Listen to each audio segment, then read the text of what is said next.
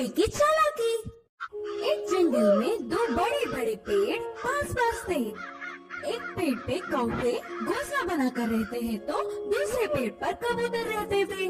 पूरा दिन खाना ढूंढते हुए शिकार के लिए भागते थे।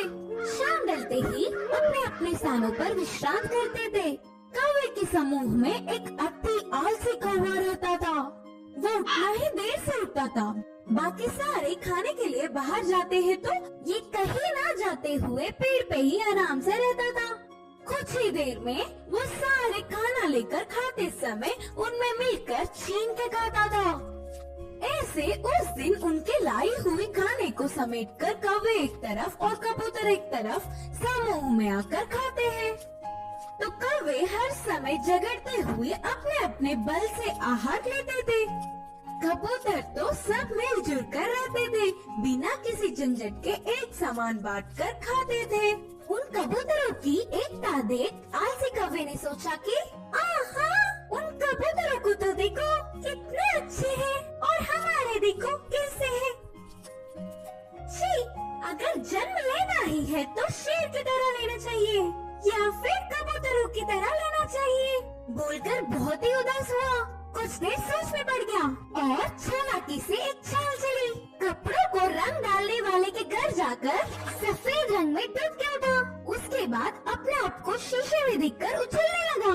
देखने के लिए कितना सुंदर हूँ, कोई भी मुझे कबूतर ही सोचेगा और कबूतरों के साथ अच्छे से खा सकूंगा। उड़ते हुए जाकर कबूतरों के समूह में मिल गया। धीरे से अच्छे से खा रहा था। खाने के लिए झगड़ा कर रहे कौवे को देख नफरत करने लगा। ऐसे कुछ दिन बाद उस आलसी कौवा बिना कष्ट किए आराम से रहने लगा। एक दिन भूख से बहुत खा गया। गले में खाना अटकने से पानी के लिए रोक नहीं पाया और तुरंत बोल के जोर से चिल्लाने लगा। इससे कौवे की पोल खुल गई और क्या, सारे कबूतर मिलके कौवे को चोट से मारते हुए भगा दिया। अरे बाबा, थोड़ी भी रहम ना खाते हुए चोट से मार रहे हैं। अब फायदा नहीं, मैं मेरे रूप में बदलना ही ठीक है, बोल के सोचकर पानी में डूबा। मजाक ये था कि वो कड़ी रंग होने के कारण वो गया ही नहीं। बिना कुछ समझते हुए अकेला ही रह गया।